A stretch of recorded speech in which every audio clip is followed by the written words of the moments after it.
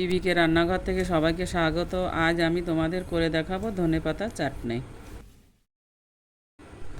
ধনেপাতা আমি ভালো করে বেছে ধুয়ে মিক্সিতে দিয়ে দিয়েছি পেস্ট করার জন্য। তারপর দিয়ে দেব 4টি কাঁচা লঙ্কা, আদা আর রসুন।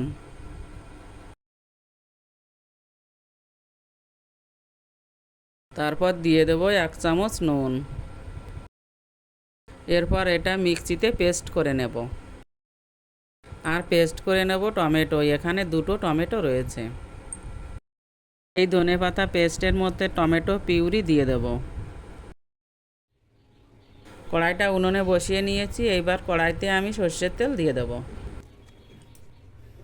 কড়াইয়ের তেলটা গরম হয়ে গেছে, এবার দিয়ে দেব শুকনো লঙ্কা, তারপর দিয়ে দেব কালো জিরে আর গোটা জিরে একসঙ্গে। এইবার দিয়ে দেব একটা টমেটো কুচি। তারপর দিয়ে দেব টমেটো পিউরি আর ধনেপাতা বাটা। তারপর দেব 1 চামচ নুন ও হলুদ দিয়ে নাড়াচাড়া করব।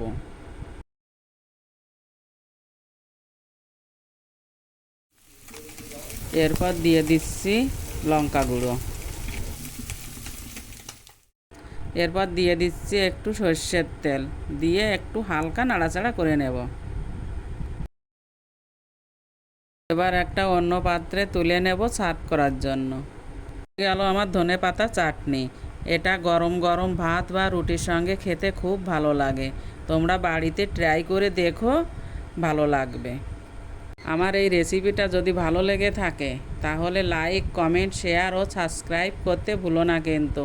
আবার দেখা হবে নতুন কোনো রেসিপি নিয়ে।